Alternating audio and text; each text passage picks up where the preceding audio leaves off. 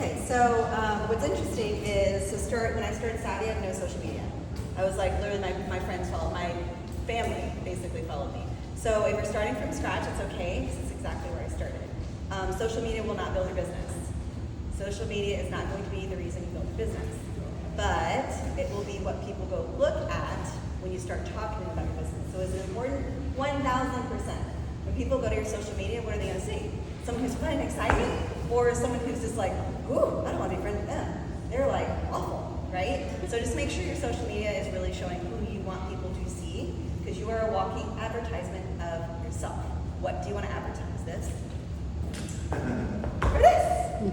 Right? It's two different things. You are advertising yourself. What do you want to advertise? So I'm going to read the definition of marketing, and then get started. Marketing, the action of business of promoting and selling products or services, including market research and advertising.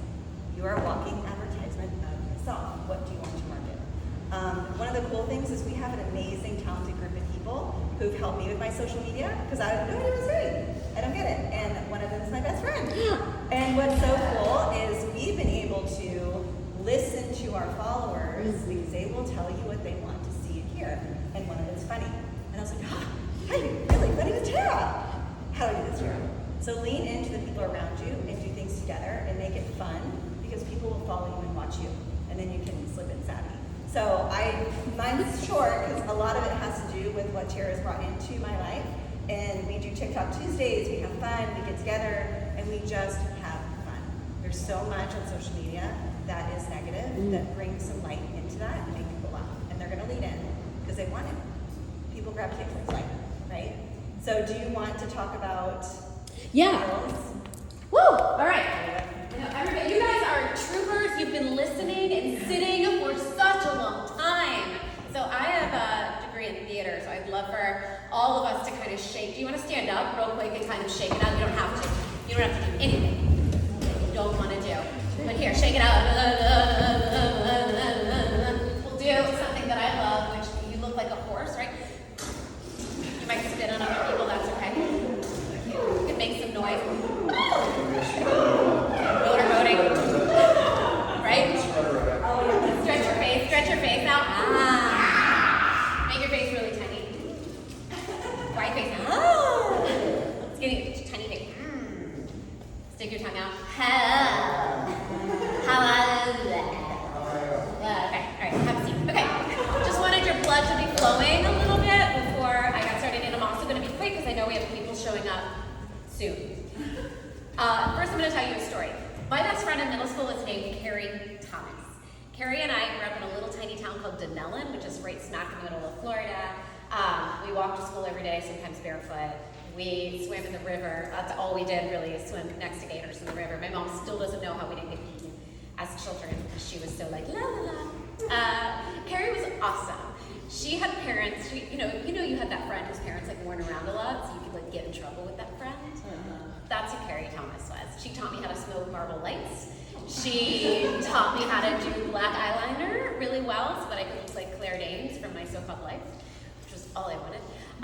She also convinced me to buy a bikini behind my mom's back, which I did and totally got caught. So in trouble. She taught me how to sneak out if I got to the window at night, right? Go smoke Marble Lights in the woods and meet boys. She was the best. Just the best. But what I really loved about going over to Carrie Thomas's house was her big sister, Michelle. Michelle was in high school. Michelle drove a car. Michelle's eyeliner was on fucking point. I mean, I've never met, do you guys remember just having the biggest girl crush on your best friend's big sister or somebody you looked up to? That was Michelle for me. I wanted to be Michelle when I grew up. And Michelle was also in the drama club in high school. So I had my sights set. As soon as I got to high school, 9th grade, I'm in the Denellen High School Drama Club. That's all I want to do because I want to be Michelle Thomas. Yeah. And so I get to high school, I join the drama club. And what I find out really quickly is that I love this art. I love it. I love the theater arts. I love being on stage. I love reading it. I love everything about theater. So I only lasted at Denellen High School for that year because it was a horrible theater program. As much as I fell in love with it, it was and I begged my parents to drive me an hour away to a high school that had a better theater program. And so my dad, who's a general contractor, bought a plot of land near that high school so that we could pretend it was our home address, and drove me an hour until I could drive myself there and back so I could go to this better theater program, so that I then could fall in love platonically with a guy named Patrick and follow him to college and study theater. So when you are in middle school, all you see, right, this is the point of the story. Oh, and by the way, changed the trajectory of my life. I studied theater in college. I became a professional actress, still on television to this day. I ended up teaching it for 10 years to other middle schoolers and high schoolers, and was able to pour in love on them, okay? Michelle Thomas changed the trajectory of my life just because of the influence she had over me. And the influence she had over me was she was super cool. She drove a car. She also smoked Marlboro Lights. Her eyeliner was on point. She was in the drama club. And she was nice to me. She didn't have to be nice to me, but she was nice to me. That's the power of influence. Because Michelle Thomas was nice to me and all of those other things, my life went into a direction that I loved. I got to do something that I still get to do something that I absolutely love. And had I not known her, I maybe never would have found it. That's the power that you have in Savvy, and that's the power that you have in social media. You have the power to change somebody's life because of the influence you have over them, because of the positive influence you have over them. We have the power here in Savvy to reach out and say, you have a seat at this table. We can be the cool high school girls who look down at the nerdy, acne-ridden, chubby middle school girls. Still in their brain, right? And say, you have a seat at this table. I'll teach you how to do your eyeliner. I'll show you how to drive a car. And you can change the trajectory of their life for the better. That's the power of social media. So I wanted to tell you that story. So here's the other thing. There's a sad part to the story as well. It's very sad. So I didn't really know Michelle after I changed high schools. And Carrie and I, we still keep up on Facebook to this day, but we weren't best friends after that. Michelle, sadly, like many people in small towns in America, fell into drug addiction. Heroin swept through that little town like nobody's business, killed 2 of my childhood friends. She got pregnant when she was a teenager, so she was a young mom and died of a heroin overdose in her early 20s. But this is what I want you to hear. You can be a teenage mom who's addicted to heroin and still positively influence somebody else. What can you do where you're at in your life right now? So the next time you think that you're not good enough to reach out and influence other people and bring them into this community and tell them they have a seat at this table, I want you to remember, a pregnant, teenage, heroin-addicted girl was able to do that for me, okay? So you can do that for someone else. But you can't meet them unless you put yourself out there. And the best place to put yourself out there is social media.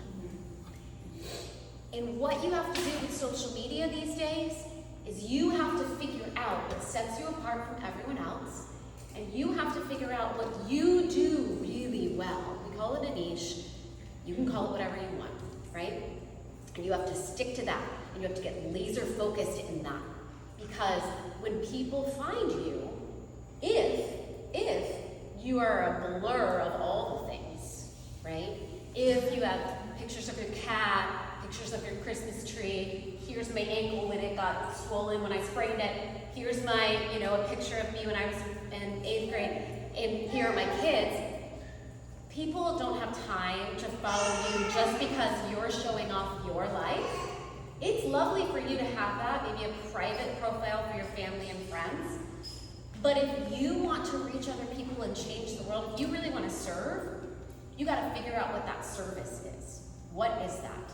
I mean, maybe you do really good do-it-yourself projects. This, by the way, what you do to serve isn't going to be sell leggings. It isn't. It never has been, it never will be. That's a part of what you do. It falls into that. What you do to serve it, you might be very inspirational. Maybe you have little baby sermons boiling in you every day. What you do to serve is you show up on Facebook Lives or Instagram Lives or in your reels inspiring other people, right? Maybe you do DIY projects and you know how to make lamps out of baskets. What you do is you teach other people. You do educational videos. Maybe you're a really good craft person, or you're a really good mom hack person, right? You have to figure out what value you bring to other people. You show up on social media providing that value, making a safe place for them, and then they'll follow you because they know what they're getting. It's almost like having your own reality television show, right? You have to think of yourself as a brand. If I had my own show, how would I provide value, right? You were Oprah, or you were Ellen. What are you bringing? And Ellen, the way that Ellen provides value is laughter. Maybe you're funny. Hollie and I have found a niche there. We like to get tipsy, barefoot, and try to be responsible adults, and it never works. And we're always tripping or dropping the chocolate hummus after we've made it, and true story, and falling off the seat, right? And so we have found that other people, the way that we're providing value in that content might seem silly. Other people laugh. This is what people want. They want to be educated. They want to be inspired. They want to laugh. I said educated, and then this inspired, entertained. Thank you. They want to be entertained, they want to be inspired, they want to be educated, right? That's what they want. What do you do well? Once again, I want you to get your head away from having to show up every day going, and look at the and the map. That's not what you do. That's, all people are going to come and they're going to be like, great, she sells leggings. I don't care. You know why? It's not about them. People don't care about you. They care about themselves. Jessica does a great job of this. She does a great job of posting her life as a stay-at-home mom and talking about the struggles and showing off her kids and showing her workouts and also talking about the clothes that she loves. People don't follow her because they want to buy leggings from her. They follow her because she inspires them to work out as a stay-at-home mom, to do, the things with the kids, right? So what is it, what kind of value can you provide? And then, if you want to grow, now, if you don't want to grow your social media platforms, and you don't want to grow your business here at Savvy using social media platforms, then you don't have to listen to this part, because this part's not for you. If you want to keep your profiles private, don't listen to this part. But if you want to grow here, and if you want to use social media, free marketing tools, brilliant free marketing tools, as a way to grow, you need a public profile, you need to get laser focused about the value that you provide with other people. You need to stick to that. Stick to that. Now, you can have a private family profile all day long. That's lovely. Actually, I encourage it. But that's not what this is. This is building a business. And the way you build your business is that you build your brand. And how you figure out what it is, your niche, you have to start asking yourself what lights you up, right? So I had this conversation with a training that I did the other day with a woman in Savvy. And she was just kind of lost with her Instagram, and I don't really know what to post, and I don't really know what it is. And I was like, well, why do you care? Like, why do you care? Why are you here at Savvy? And she said, well, I'm a new mom, I just had a baby, and I have some postpartum, and I'm struggling, right? And so community really helps. And also, I'm feeling fat, so clothes make me feel better. Her niche was talking to other young mothers about how much it sucks right after you have a baby, how sad you are, how lonely you feel, how you don't feel like you have any friends. That was her niche. But she was just showing up willy-nilly talking about the clothes, and nobody was following her. And she had this aha moment where she broke and cried because you know what all she wants to do at the end of the day is tell other moms that are in her space that she sees them. I see you. I see you. That's all she wants to do. But that will build a business because you have to have people like, know, and trust you. And when you see people and you hear people, they like you. When you start to talk to people about their particular pain point, they get to know you, you get to know them, and then when you help them with that pain point, they trust you. They will follow you. You could be selling a black chair for $300, and they'll be like, you like that black? I like it. If it's that black chair is gonna help me, I'm gonna buy it. That's how you build a business. But we're not talking about manipulation. There's a difference. There are some people that are out to manipulate other people for their own bottom dollar, right? We were talking about that feels icky to me, I don't want to do that. That's not what we're talking about. Also, it won't work. If you're not being authentically you on social media, no matter what that means, you guys, if you're not being authentically you, People can smell it, they can feel it through the screen. You won't build a brand and you won't build a following. So you have to show up as you, right? Part of who I am is I curse. I love to curse. I'm a Christian who loves to curse. Sorry, Mom and Dad. I just love it. Fucking love it. And so if I didn't curse on my Instagram, people wouldn't be attracted to me as much as they are. But they know I love Jesus, and they know I'm a good mom, and I'm not dropping the F-bomb around my kid often, right? So it's part of what they trust me. It's part of why we trust people like Tony Robbins when he gets up and just yells the F-bomb at people, right? It's who are you, what can you provide, what value do you have, and it's authentic. It's authentic. Yeah. If Hollie came off as this perfect, put together, never trips person, nobody would believe it. Nobody would believe it. She wouldn't have 11,000 followers on Facebook right now. It's huge. It's huge. She's showing up as herself. She shows her dirty house with her smelly boys, and people love it. She literally made a reel. It's like, what is that smell? Like going around their house. Right? From $1,000 to 11,000. She went from 1,000 followers to 11,000 followers on Facebook, posting reels, right? Speak yourself. So, reels are, by the way, reels are the fastest growing portion of any platform right now. Facebook and Instagram reels are the fastest. So if you want to learn tips how to grow those, follow me on Instagram because I post them every day. Okay?